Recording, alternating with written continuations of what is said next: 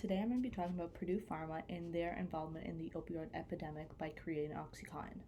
OxyContin is an opiate drug also known as oxycodone hydrochloride. It is often used as a painkiller prescribed by doctors and also illegally as a drug called a narcotic. It is sometimes referred to as hillbilly heroin, and it is prescribed by a doctor to manage chronic and unrelenting pain such as cancer. It works in the brain to change how your body feels in response to pain. Available in an extended release formula, it has been touted a miracle drug by many chronic pain sufferers. Some people who use OxyContin go on to develop an addiction to the narcotic.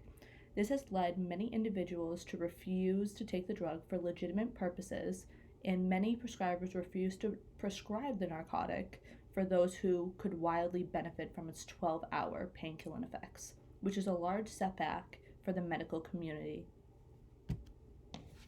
The strength of this drug, more than 40 milligrams per tablet, should be used only if you have been regularly taking moderate to large amounts of an opioid pain medication. These strengths may cause overdose, even death, if taken by a person who has not regularly been taking opioids. Do not use the extended release form of OxyContin to relieve pain that is mild or will go away in a few days. This medication is not for occasional use, it's for chronic pain sufferers. OxyContin is known for its ability to create feelings of euphoria and pleasure in the user. This leads many people to continue using OxyContin after the pain has subsided. Many people use OxyContin and narcotic painkillers in order to experience emotional numbing and to relieve emotional pain. Withdrawal from opiates leads to depression from chronic users, which in turn leads to the abuse of more drugs. Of 2013, OxyContin was available in a form that allowed addicts to crush the tablet and snort the tablet, chew the tablet, or dilute the powdered form in water before ingesting it. This process allowed for the disabling of the time-release mechanism to allow the full euphoric effect of the drug immediately. The high was often compared to heroin use. In 2013, the manufacturers of OxyContin developed a crush-resistant formulation of OxyContin to discourage abuse among addicts. The drug makes you feel as if you can take more and more, but it can lead to respiratory failure and death. The risk of OxyContin abuse do vary among individuals. The length of a time the person has been addicted and the amount of OxyContin an individual uses often vary the symptoms of abuse. They often feel euphoria, delight, depression, anxiety, and panic attacks. You can tell if someone is abusing OxyContin by their symptoms behaviorally, such as taking more and more of the drug to achieve the same effects, stealing or borrowing narcotics from friends and family, forging prescriptions for OxyContin, robbing pharmacies, crushing or chewing of the tablet to achieve a greater high, risky behaviors, legal problems, isolation from friends and families, preoccupation with obtaining, using, and recovering from the effects, neglect in personal appearance and responsibilities, and poor academic and occupational functioning. They can often show physical symptoms such as constipation, fatigue, nausea and vomiting, abdominal pain, sweating, itching, loss of appetite, urinary retention, dizziness, lightheadedness, hypotension, respiratory depression, heart attack, cardiovascular complications, coma, and even death.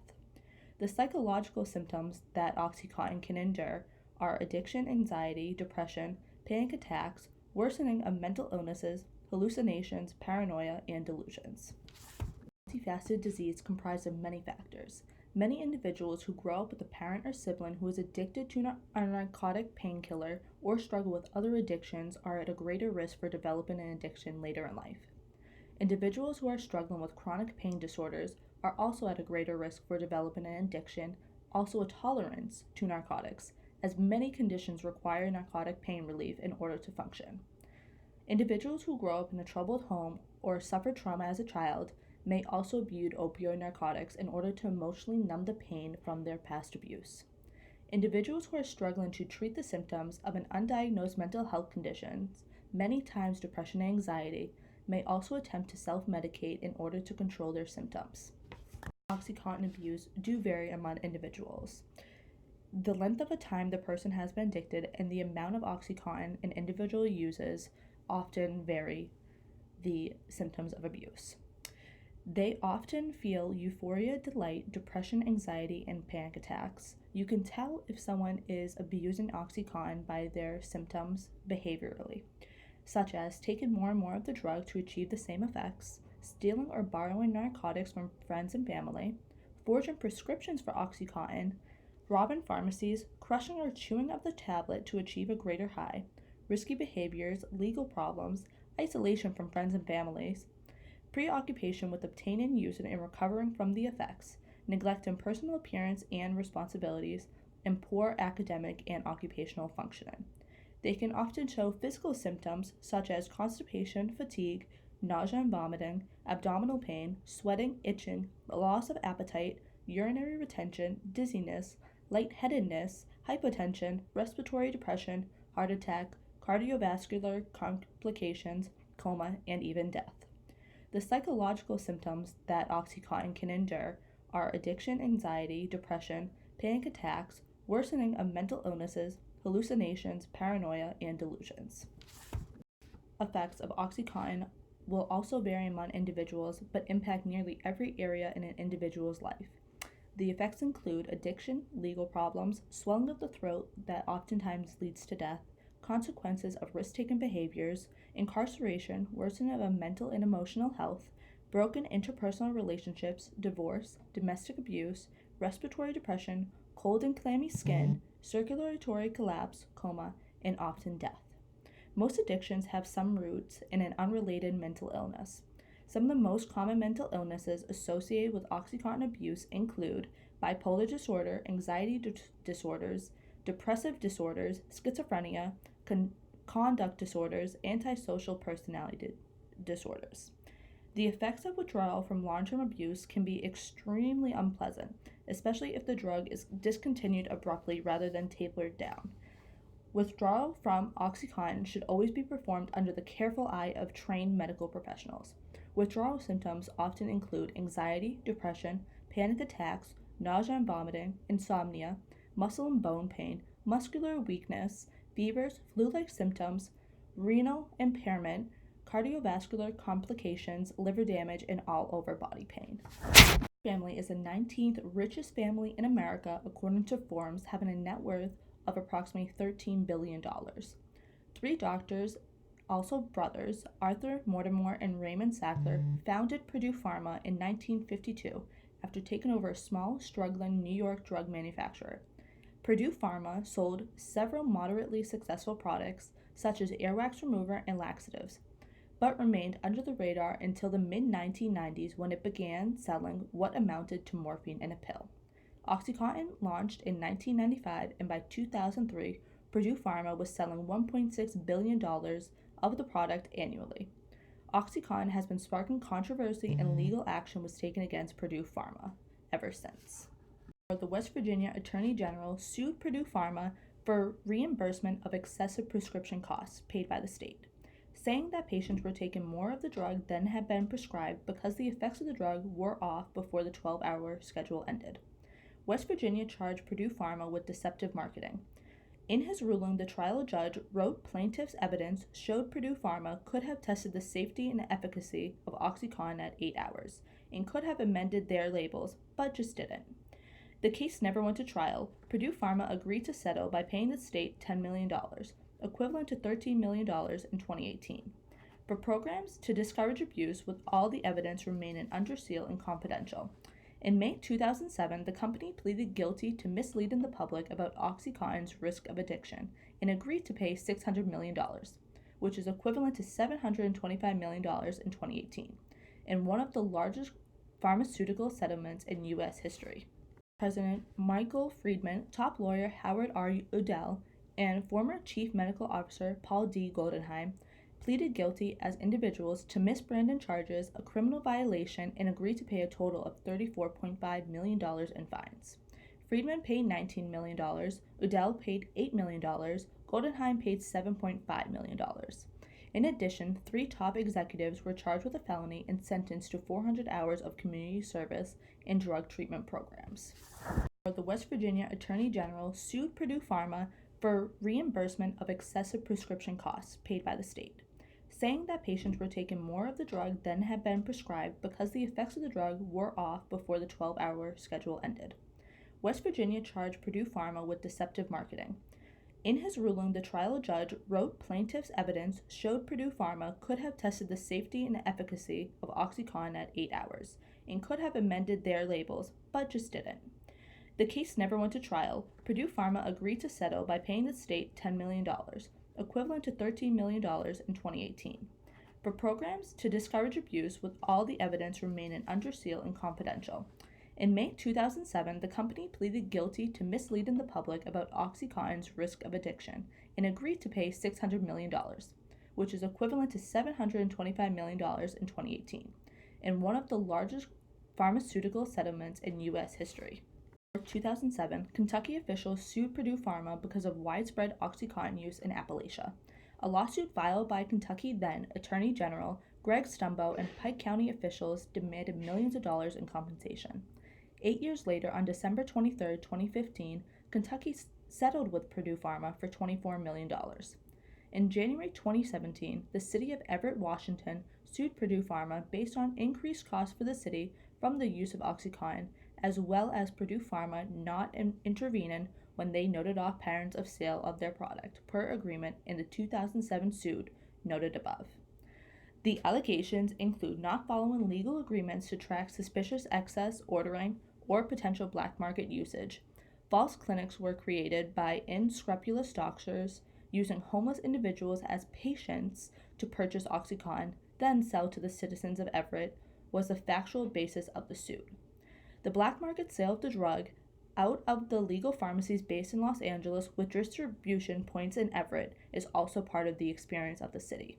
No intervention was made by Purdue Pharma to contact the DEA for years, despite knowing of the practice in the overuse and sale of their product. The suit is asking for a yet-to-be-determined reimbursement related to costs of policy and housing, healthcare, rehabilitation, criminal justice system, park and recreations department, as well as the loss of life or compromised quality of life of the citizens of Everett directly. In 2018, 6 states, Florida, Nevada, North Carolina, Tennessee, and Texas, filed lawsuits charging deceptive marketing practices, adding to 16 previously filed lawsuits by other U.S. states and Puerto Rico. By January 2019, 36 states were using Purdue Pharma. Massachusetts Attorney General Maura Healey complains in her lawsuit that 8 members of the Sackler family are personally responsible for the deception. She alleges they micromanaged a deceptive sales campaign. In March of 2019, Purdue Pharma reached a $270 million settlement in a lawsuit filed by Oklahoma, which claimed its opioids contributed to the deaths of thousands of people.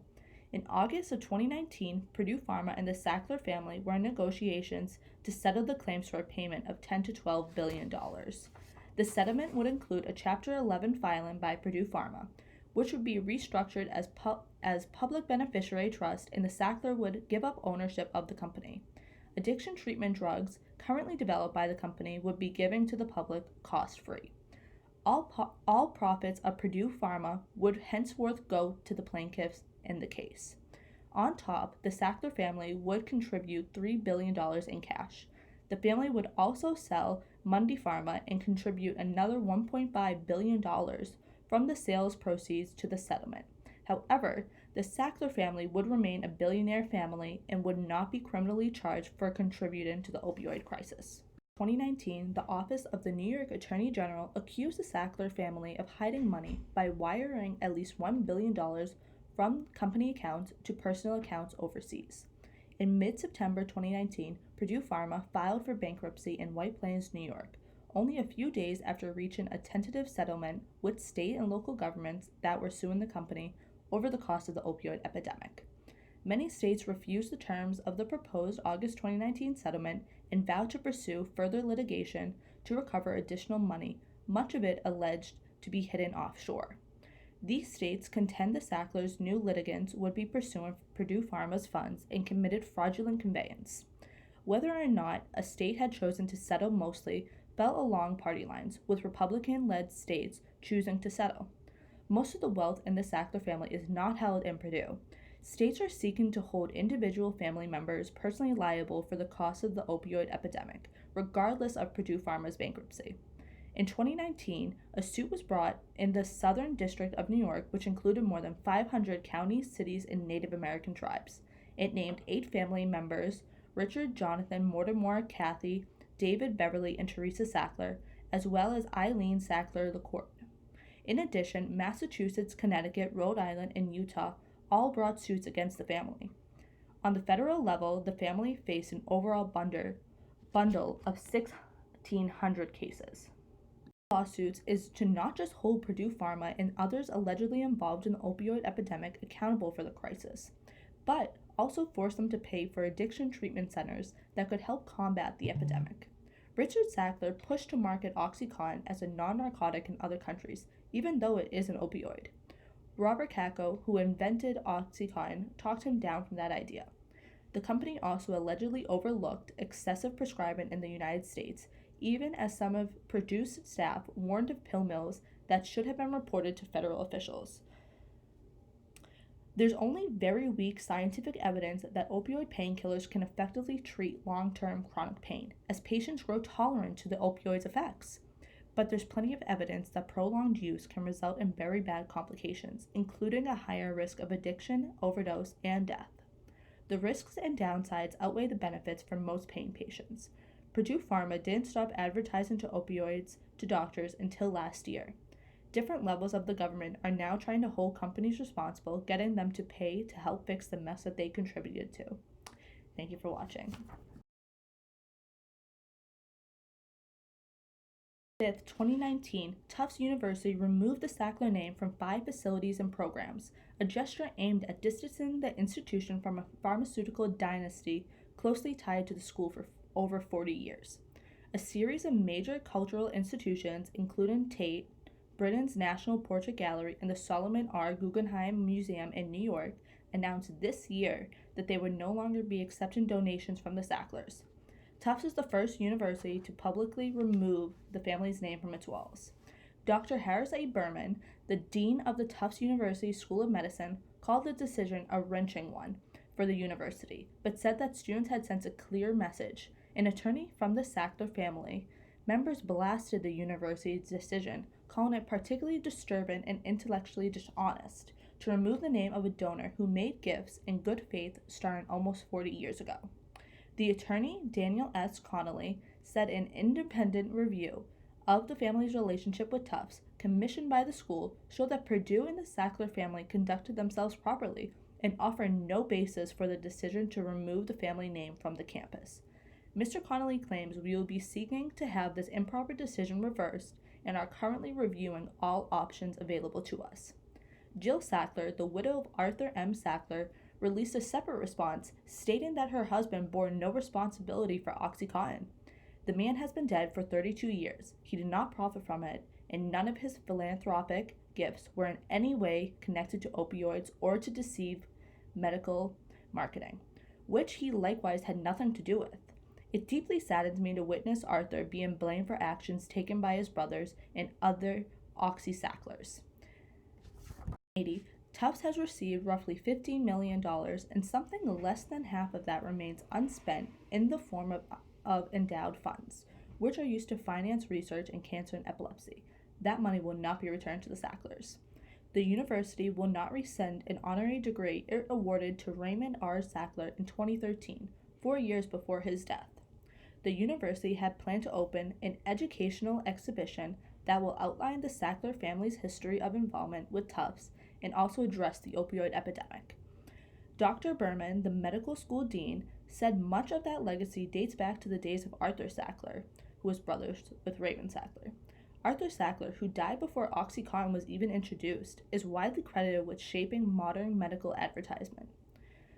The donations he made were made in good faith and for the right reasons, so I guess they were positive. Unfortunately, the association with the name in the public's mind is not positive, Dr. Brennan said.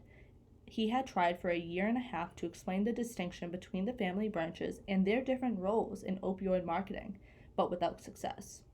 The university is also establishing a $3 million endowment to support programs aimed at the prevention and treatment of addiction.